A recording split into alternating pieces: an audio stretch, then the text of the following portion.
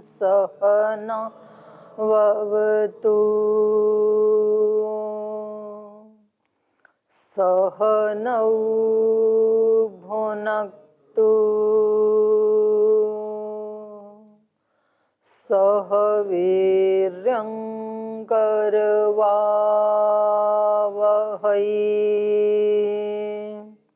तेजस्विनावधीतमस्तु मा विद्विषावहै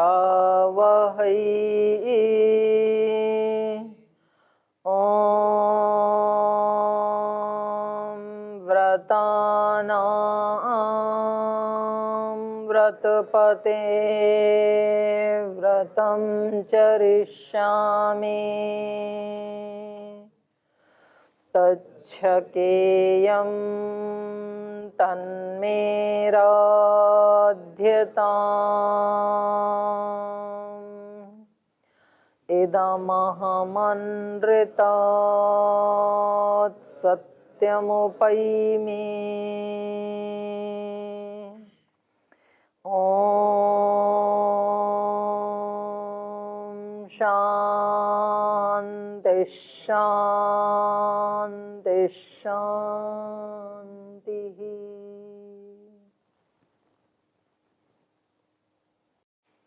प्रथम अध्याय का तृतीय पाद पढ़ रहे हैं हम वेदांत दर्शन का, और इसमें प्रसंग चल रहा है कि अक्षर नाम से ब्रह्म का ही ग्रहण होता है।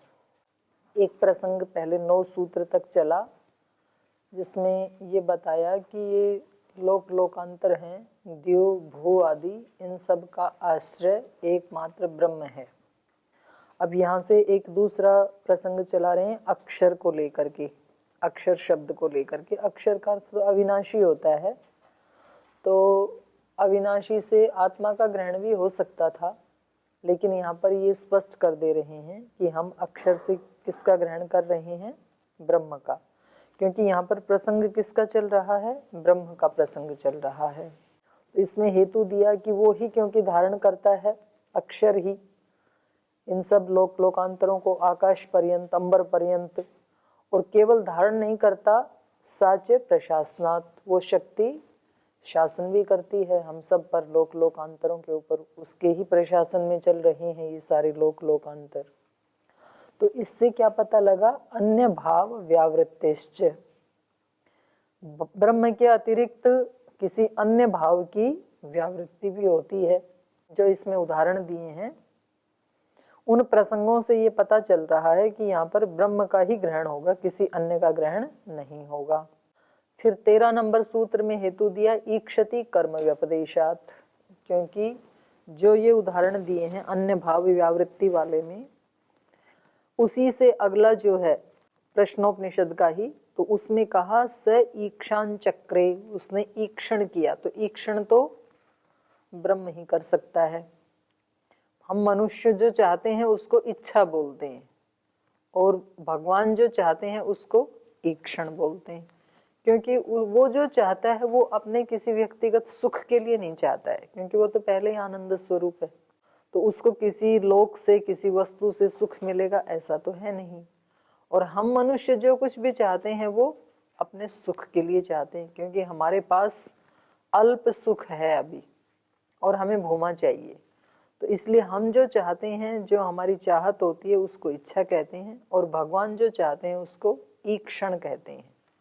तो स ईक्षान चक्रे, तो इससे भी पता लगता है कि इससे पहले वाला उपदेश ब्रह्म का ही वो है, बोधक है। फिर अब 14 नंबर सूत्र में एक अलग शब्द को लाए, ये दहर, उत्तरेभ्य दहर, जो उत्तर वाले वचन हैं उसमें दहर का कथन होने से, तो दहर का अर्थ होता है बारीक, सूक्ष्म। तो ये दहर यहाँ पर ब्रह्म का वाचक है। दहर आकाश को भी कहते हैं, दहर हृदय को भी कहते हैं, और उसमें रहने वाले ब्रह्म को भी कहते हैं, और उसमें हृदय में रहने वाले जीव को भी कहते हैं। तो यथा प्रसंग उसकी व्याख्या की जाएगी। तो यहाँ पर जो इससे उत्तर वाले जो प्रमाण हैं, किससे उत्तर वाले? जो दहर के लिए बताए ना, स ईक्षान चक्रे, उससे उत्तर वाले हैं। उभे अस्मिन द्यावा पृथ्वी अंतरेव समाहिते उभौ अग्निश्च वायुश्च। तो ये सब द्युलोक, पृथ्वीलोक, अग्नि, वायु, सूर्य, चंद्र, विद्युत, नक्षत्र, ये सब इसी में विद्यमान हैं।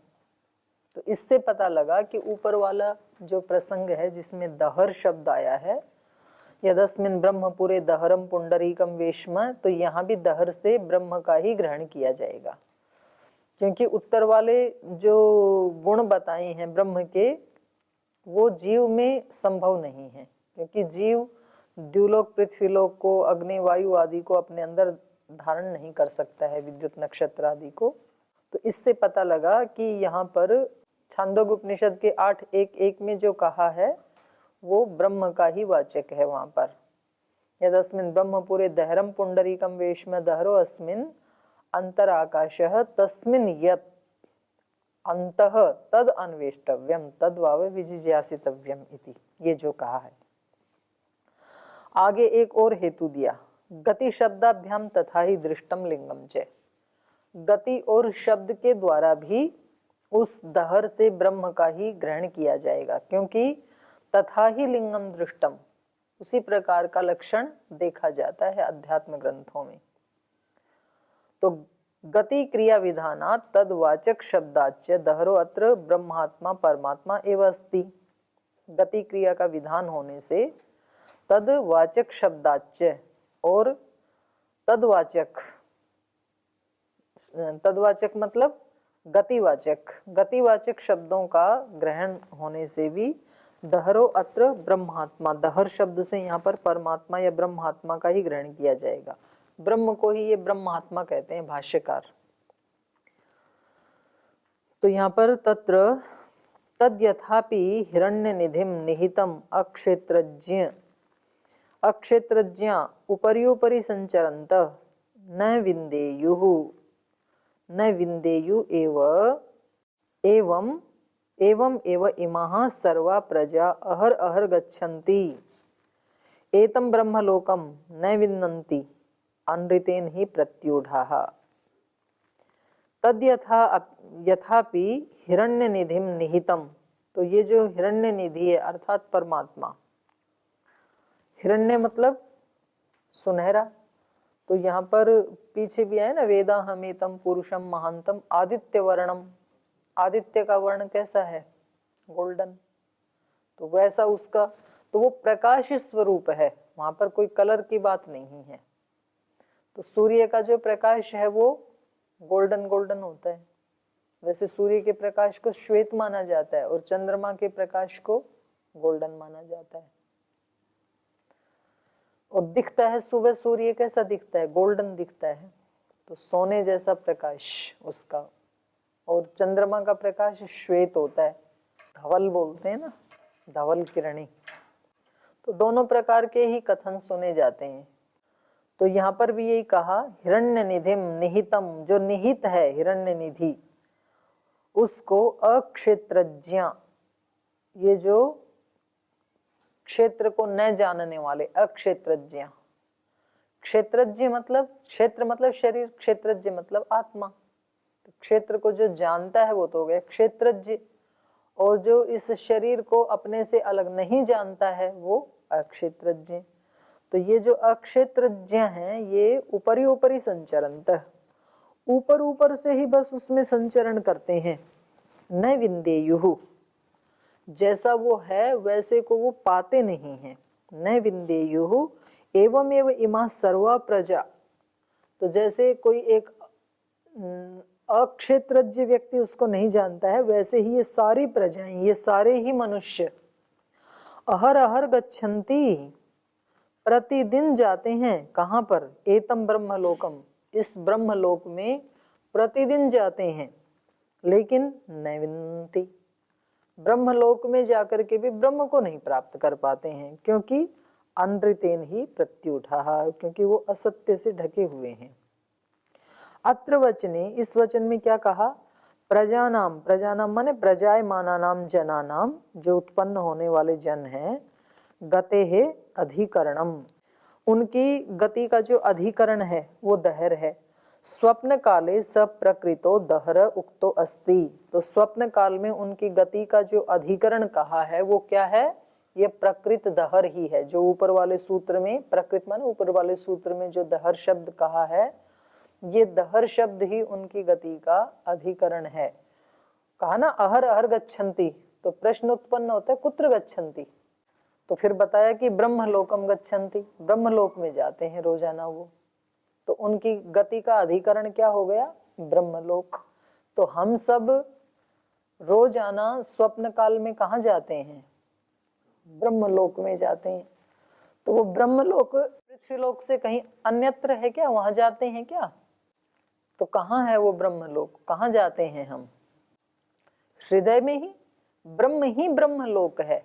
कोई ऐसा लोक लोकांतर अलग से ऐसा नहीं है, क्योंकि हृदय में ब्रह्म है, उस ब्रह्म के पास हम जाते हैं। और ये गति भी कोई ऐसे नहीं है कि कोई ड्राइविंग करके जाते हैं, स्थूल रूप से जाते हैं। आत्मा तो सूक्ष्म है, तो वहां जाता है वो। तो दिन में सब इंद्रियों में चक्षु के माध्यम से देखता है, कान के माध्यम से सुनता है, हाथों से कुछ काम करता है, तो बाह्य वृत्ति है उसकी। और रात को स्वप्न काल का मतलब है निद्रा काल, सुषुप्ति काल। सोते समय ये वापस हो जाता है। आंखें देखती नहीं है, कान सुनते नहीं है, हाथ कुछ काम करते नहीं है, सारी इंद्रियों में नहीं रहता है।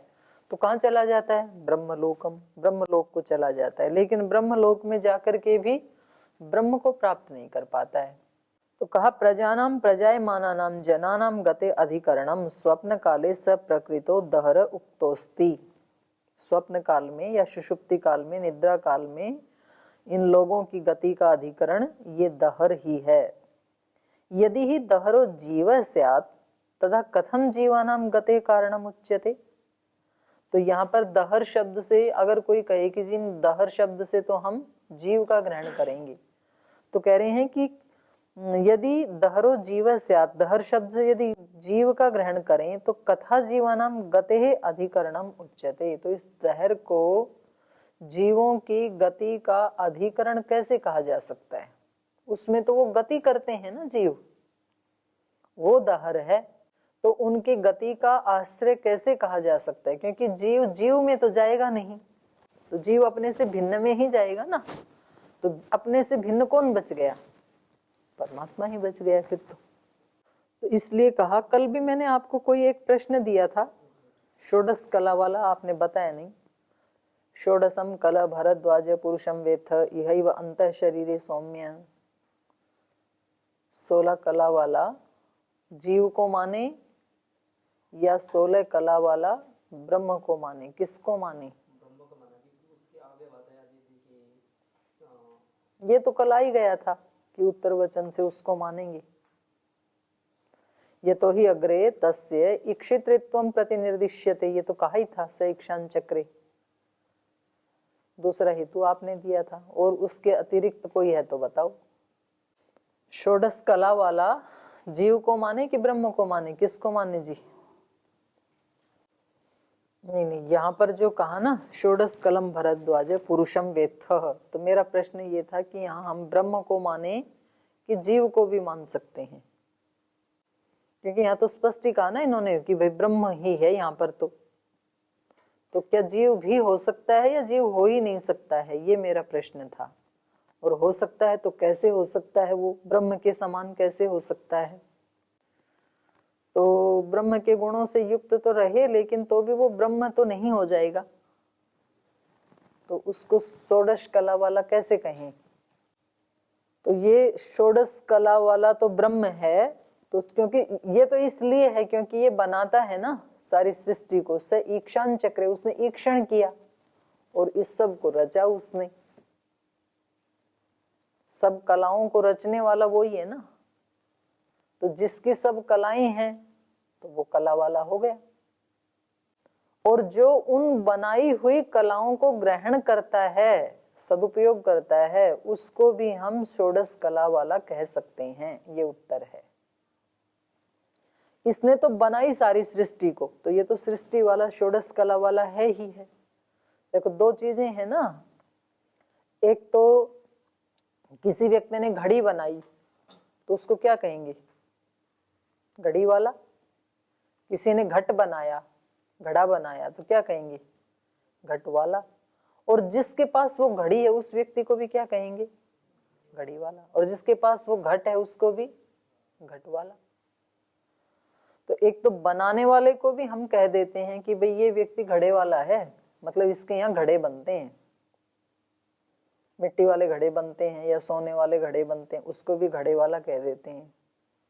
या जो घड़ी बनाते हैं, घड़ी की फैक्ट्री है, तो उनको बोलेंगे भाई उनको बुला के लाओ, वो दो भाई बैठे हैं ना, वो घड़ी वाले आए हुए हैं आज। तो घड़ी वाला मतलब घड़ी बनाने वाला। और कोई व्यक्ति बैठा हो, एक के हाथ में घड़ी एक के हाथ में नहीं है, तो हम कहें कि उसको बुला के लाना। बोल किसको? बोल घड़ी वाले को। तो घड़ी वाला मतलब जिसने घड़ी को पहना है हाथ में, तो दोनों को ही घड़ी वाला बोल देते हैं ना। तो यहाँ षोडश कला वाला उस पुरुष को जाने, षोडश कलम भरद्वाज पुरुषम वेत्थ, ये जो प्रश्नोपनिषद का प्रसंग है, यहाँ पर षोडश कला वाले पुरुष का मतलब है ब्रह्म। कैसे पता लगा ब्रह्म? क्योंकि ये आगे है, यतो ही अग्रे तस्य ईक्षितृत्वम प्रतिनिर्दिश्यते स ईक्षान चक्रे 6:3 में, ये 6:2 का है, उस पुरुष को जानो। और उससे अगले ही में कहा स ईक्षान चक्रे, तो ईक्षण करने वाला, इन सब को बनाने वाला, कलाओं को भी बनाने वाला वो पुरुष है, इसलिए उसको 16 कला वाला पुरुष कहते हैं। और उन कलाओं का जो अपने जीवन में सदुपयोग कर रहा है, उनको प्राप्त कर रहा है, उसको भी हम कहेंगे। तो उनको प्राप्त करने वाले जैसे कि भगवान कृष्ण, भगवान राम, जिनको अवतार कहते हैं, तो उनको भी कह देंगे। तो दोनों के लिए प्रयुक्त हो जाएगा। ठीक, आइए अब यहाँ आ जाए। तो कह रहे हैं यदि यहाँ पर जीव का कथन होता दहर शब्द से, तो जीव में गति कर नहीं सकता है, तो गति का अधिकरण फिर कैसे बनेगा वो? तो इसलिए यहाँ दहर शब्द से तद भिन्नो ब्रह्मात्मा परमात्मा एव स्वाप काले अध्याश्रयो भवितुम अर्हति। तो इसलिए जीव से भिन्न जो ब्रह्मात्मा है, परमात्मा है, वो ही स्वाप काले, निद्रा काल में अध्याश्रय भवितुम अर्हति, इस जीव का आश्रय हो सकता है। तो रात्रि को हम सब लोग कहाँ जाते हैं? ब्रह्मलोक में। तो इसलिए रात को सोते समय जो 6 मंत्र बोल रहे हैं, उसको बोलते समय यही भाव करना चाहिए कि अभी मैं कहाँ जा रहा हूँ? ब्रह्मलोक में। और भगवान की कृपा ऐसी हो कि थोड़ा बहुत परिचय हो जाए ब्रह्म के साथ, ब्रह्मलोक में जा रहे हैं तो। तद भिन्नो ब्रह्मात्मा परमात्मा एवं स्वाप काले अध्याश्रय भवितुम अर्हति शब्दादपि। अब ये दूसरा हेतु दे रहे हैं, पहला था ना गति और दूसरा हेतु था शब्दाभ्याम। तो कह रहे हैं शब्दादपि दहरो ब्रह्मात्मा परमात्मा एवं सिद्ध्यति, शब्द प्रमाण से भी दहर ब्रह्म का ही वाचक है, यही सिद्ध होता है। यदत्र ब्रह्मलोक शब्द विद्यते, ऊपर वाले में हमने पढ़ा ना, एतम ब्रह्मलोकम नैविंद्यति, ये अहर अहर गच्छन्ति एतम ब्रह्मलोकम, प्रतिदिन कहाँ जाते हैं? ब्रह्मलोक को। तो ये शब्द भी क्या कह रहा है? ब्रह्मलोक शब्द विद्यते ब्रह्मैव लोको, ब्रह्मलोक है। यहाँ पर ब्रह्म को ही लोक कहा है, कोई ऐसा लोक लोकांतर स्थान की दृष्टि से नहीं कहा है कि कहीं अन्यत्र चला जाता है, ये पृथ्वी लोक को छोड़ के या शरीर को छोड़ के कहीं अन्यत्र चला जाता है, ऐसा नहीं है। शरीर के अंदर ही हृदय में जो ब्रह्म विद्यमान है दहर के नाम से, तो वहां ये चला जाता है। तो इस शब्द प्रमाण से भी ये पता लगा कि दहर शब्द यहाँ ब्रह्म का ही वाचक है। यदत्र ब्रह्मलोक शब्दो विद्यते ब्रह्मैव लोको, ब्रह्म और वही लोक, तो उसको कहा ब्रह्मलोक। न तो जीवलोक पठित, जीवलोक तो पढ़ा नहीं कि जिससे हम जीव का ग्रहण करें, तो ब्रह्मलोक पढ़ा है तो ब्रह्म का ही ग्रहण होंगे यहाँ पर। तथा ही दृष्टम लिंगम च, और अगला हेतु कहा वैसा ही लक्षण देखे जाने से, तथा लिंगम दृष्टम, तथा ही अन्यत्र अध्यात्म ग्रंथे लिंगम दृष्टम अस्ति, वैसा ही लक्षण अन्य अध्यात्म ग्रंथों में भी देखा जाता है। यत् स्वाप काले जीवानाम गतिर ब्रह्मपरा अभिधीयमाना दृश्यते, गाढ़ निद्रा में जीवों की गति क्या हो जाती है? ब्रह्मपरा। उसमें सांख्य में भी सूत्र आया ना, समाधि सुषुप्ति मोक्षेषु ब्रह्म रूपता। समाधि में, सुषुप्ति में और मोक्ष में इस जीव की स्थिति क्या होती है? ब्रह्म रूपता, ब्रह्म रूप वाला हो जाता है वो। तो तीनों की स्थिति एक ही जैसी है। समाधि में भी वही होता है, नींद में भी वही होता है और मोक्ष में भी वही होता है। तो मोक्ष किसको कहते हैं?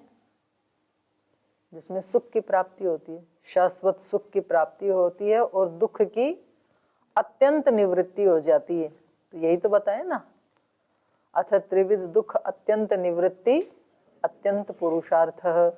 और जो 16 पदार्थ बताए न्याय दर्शन में, तो बताया छल जाति निग्रह स्थान तत्व ज्ञानात निश्रेयसम। तो उन सब के तत्व ज्ञान से निश्रेयस की प्राप्ति होती है।